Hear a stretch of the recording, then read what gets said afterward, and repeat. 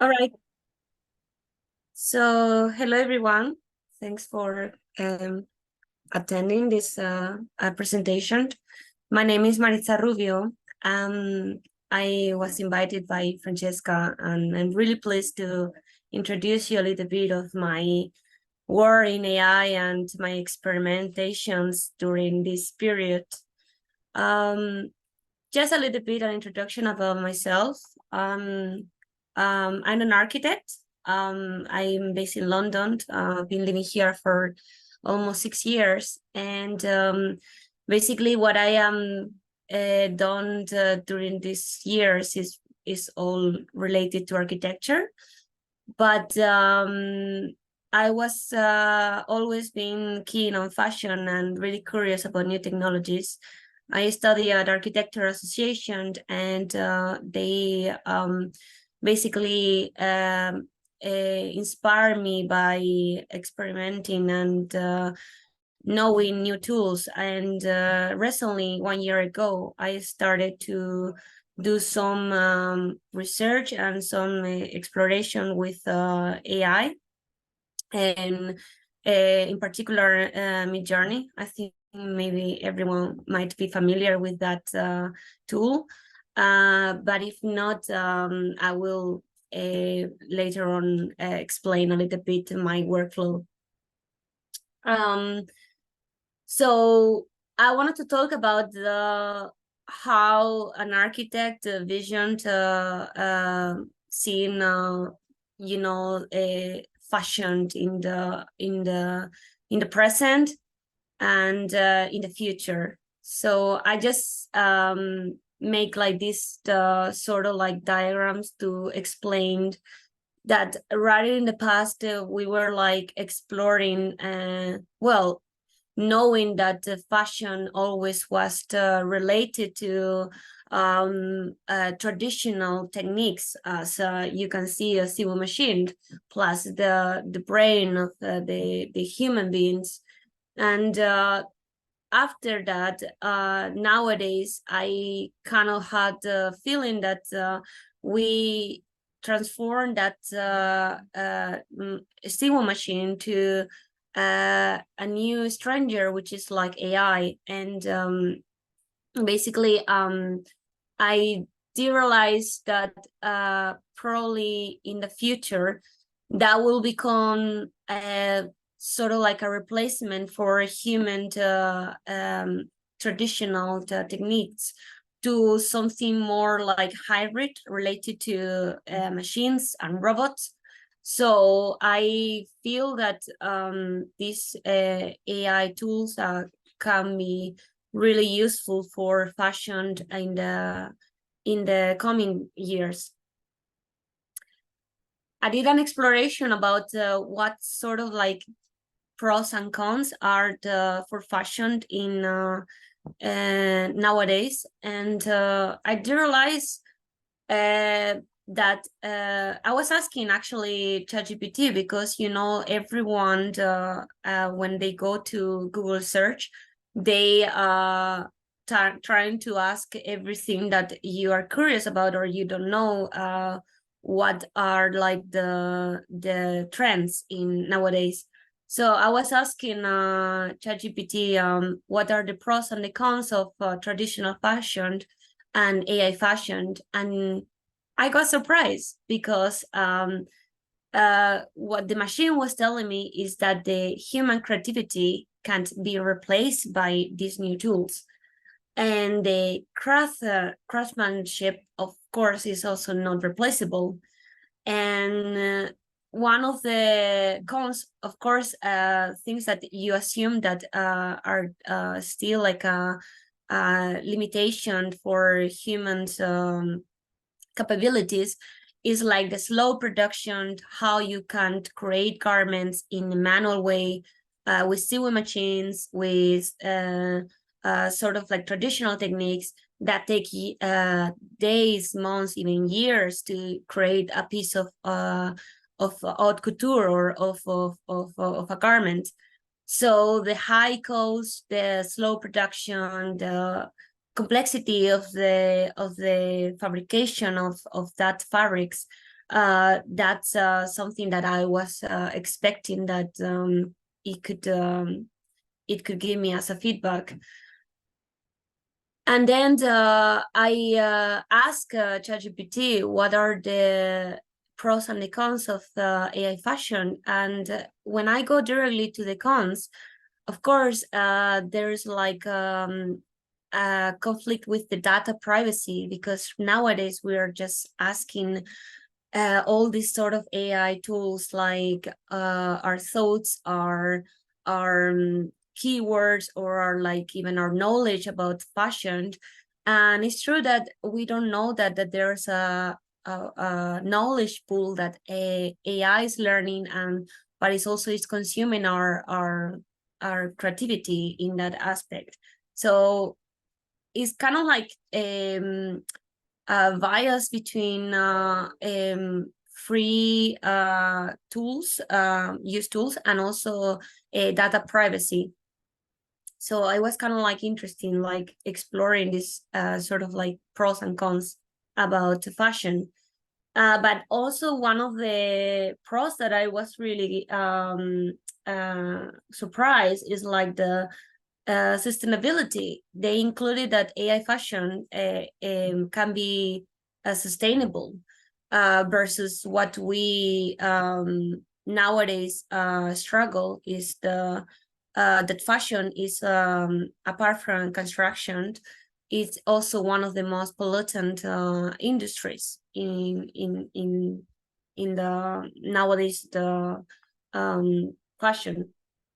So when I start exploring like how fashion would look like in the future, I always get inspired by our, like nature and um, biomedics, like how the animals living humans can't think about natural resource, and always I get inspiration about uh,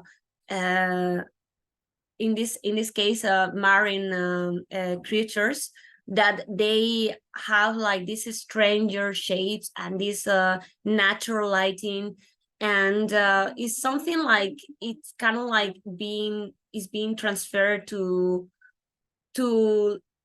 the images or the fashion that I believe that it could be like in the future look like. And I was thinking like this person can look even like this animal, this like a marine creature, and they can even have that sort of properties. But I assume that we are still like far from mimic this properties of this sort of skin of these animals, that they have it from years for years of evolution. So when also I was exploring other sort of like source of how to relate to future fashion, then I went to exploring the garments or accessories that can be used, worn virtually. And there's like augmented reality that maybe you might familiar with that, and they basically 3D model these accessories, and then you can use it as a filter of Instagram or all your social networks. So it's sort of like something that is a step forward to what is going to become in the future worn by us. And there are like brands like Gucci, Dior, Tommy Hilfiger. They are using this sort of like tools already to make their customers participants of this first contact of their of their products. So there's like something that I realize is in some way like the first step to test, to try on virtually on yourself, and then if you are happy with that, you can consume it and you can buy it. And then I also explore like the where technology can become part of the texture roles, like how they can become support humans to create new materials that are more sustainable. I learned a lot about that. They are like these textiles like cotton that they consume a lot of water. They are not really sustainable, and I was thinking that the coming current fashion weeks of different designers, they trying to support to new techniques, and one of them, it was like for example Copernic, in one of his fashion weeks, he make like a showcase of a spray on fabric. And maybe you might be familiar of this technique, but it's sort of like a very potentially a very sustainable way that we can translate these non-sustainable materials to something more sustainable. Also, I do realize about the, for example, the tax on your fabric. Whenever you see a garment, and you might be familiar of how do you maintain them, how do you wash them, but then I never seen like tax like how you can recycle them, how can, if they are environmentally friendly textiles, or where they come from. And it's something that maybe we might think about, like we might think like the fabrics also might be something that we can somehow support to make it more sustainable, and maybe even start thinking about upcycling clothing. And this could be like, these tags could become something more secondary, and then more primary, like the way that you can recycle those garments. And then I wanted to talk about the way that maybe this clothing, instead of being made manually or physically, there are other ways that we can create them virtually, first of all. And there are so many industries that they are still working on that, and they are like even showcasing in the metaverse or in the augmented reality, so you can see the final product first of all in an avatar, in a virtual model. And then if you're happy with that, then you can make a bespoke but also a garment that is customized in your taste. And then I would like to explain a little bit of my workflow. I mean, as an architect, as I was saying, like I really like to have like a method that works the best. And yeah, I in the a year ago I started with Midjourney, and then it was kind of like using, you know, a post-production to rendering and posting on Instagram, and it gave me so many inspiration from different accounts. So I shared with them like how do I create these models. I mean, passing the 1 year ago, maybe people that also started testing with AI with Midjourney, they realized that human anatomy was not really successful. So I was using Photoshop to bring this realism, and then to make like something more attractive and more like people could understand that what I wanted to express. And I started doing all, you know, fun representation of even, it doesn't have to be fashion for humans, it can be fashion for animals, or it can be fashion for anything that you wanted to explore.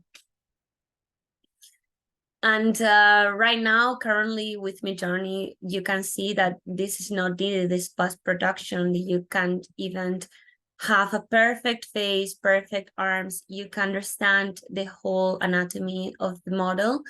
And then you focus more in the materiality, in the outfit, like what you wanted to express. And normally what I like always is to pick a topic and explain what I wanted to transfer to the people. So nowadays, I think instead of images, I believe that people is more appealing to videos or animations or even 3D modeling. So I started exploring one app called Runaway. Probably you're familiar with that. And there is like sort of like give more dynamism of what you wanted to express. And it's kind of like something that I believe it became more um somehow more like cooperative with people. They wanted to learn more about that, and they wanted to see how it works, these tools. So I think it was something like really that nowadays, in as I was saying, like in nowadays, AI can evolve, and I can become more participate, more collaborative, sorry. And I want to share with you like a couple of videos that I created with Runaway. So these are also my media, but it can be like, I don't know if you can hear the audio. Let me check. Can you hear my audio right now? Um,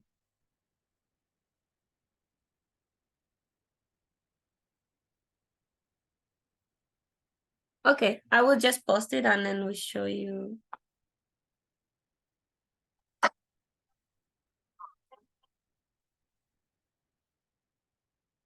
Oh, I think it didn't work.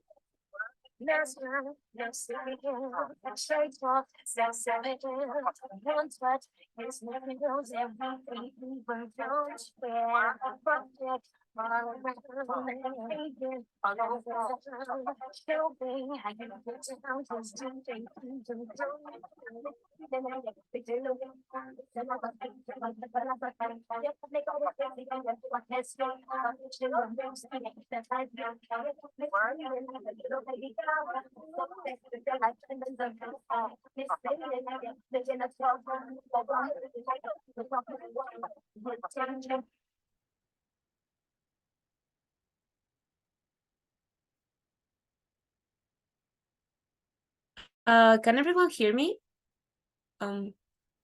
Yeah, that was great. Yeah, okay, cool. I just wanted to share with you one example of the AI videos, but yeah, maybe like you can check it out, like the different exploration I'm doing on my social media. I just wanted to explain a little bit how it became like from post editing images to make it like more realistic, and now how AI can bring to reality, to express more, making more dynamic your ideas. So that's why I was trying to showcase that. Beautiful. Was there another video, or was that the last video? Yeah, there's another video I can share with you. Amazing. And yeah, and after that, I'm happy to maybe if anyone has a question or like want to make a comment, Ooh. I can hear that. I'm gonna share this video, and then after the video, I'm happy to everyone can ask something or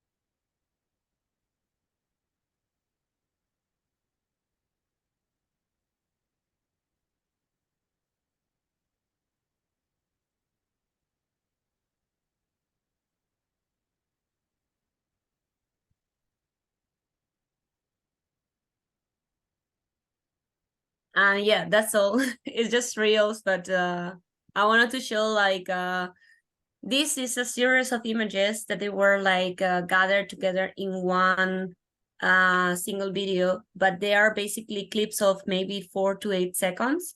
And you kind of like can make like a storytelling, you know, like a trailer of a movie, and just create your own idea into a trailer movie. So cool. And I love the aesthetic. Sort of Thank you. Thank you. super, super cool. I'd love to see that emerge into real life. How do you think you will ever try to turn that into a physical piece? Yeah, actually I was testing as I was saying, like there are like tools to virtual 3D clothing that you can even create like even runways, like you know, like if you feel like you are in a runway in a pasarela, you are like seeing the avatar walking with the clothing that you designed. And I think that's the future, honestly, for a fashion in general. They can, instead of renting physical events, venues, they can actually, people can attend to a virtual venue, as we were saying, like metaverse, and they can see the 3D clothing and for free. They Everyone can access to that. Fantastic. And what do you think is the link between fashion and architecture? Well, for me, it's easy. For me, it's more about material, lighting, and composition. Mhm. Fantastic. Yeah, you can see your architectural inspiration infusing into the fashion space. I've got one or two other fashion designers that I know, and they create a lot of structural pieces like parametric design, and it's really, really beautiful. Yeah, yeah. I mean, we have the advantage that we know different architects that maybe we like, and then we can get inspired by them. And for example, I was actually even fronting in this 3D model, Calatrava, who is a Spanish architect, and he does a lot of organic shapes and you know, like fins, like very sharp. And I really like to prompt sometimes architect names with fashion, because it gives you like a very innovative and different styles. That's a really, really good hack. So yeah, we actually at Fashion AI, we right now we have a competition which is parametric. So I might suggest to some people, here are some architectural designers. Do you want to try and oh, apart from the obvious architects, there are many that I don't know. So I would love to do some. Definitely join if it's possible. I've just been like very like busy with different sort of stuff. But if it's something related to architecture and fashion, I think people that is into architecture as well, or they are architects, that would be a really cool competition to see how people can participate and create different interpretations of architecture and fashion. Yeah, absolutely. We have one who's from Nigeria originally, and then he's gone to Kyoto to study architecture, looking at 3D printing, really into like sci-fi style fashion, you Oh, know, wow. for Nice. space wear and things like that. So it's very otherworldly and yeah, just incredible. And also growing up in Africa and seeing the problem with all of these recycling issue, plastics arriving and clothing, all of the rubbish, being able to turn that into from waste to an art piece would be. I saw that competition. I think actually I did it one in Discord with you guys about it was about ocean recycling and also air recycling, and it was a competition for Ikusha, I think Yeah. it was a long time ago, but it Yeah. was very interesting to see how my journey, how AI can give you like sort of like an outfit made of these materials that are wasted and are like not recycled. Exactly, exactly. Well, thank you so much for joining us.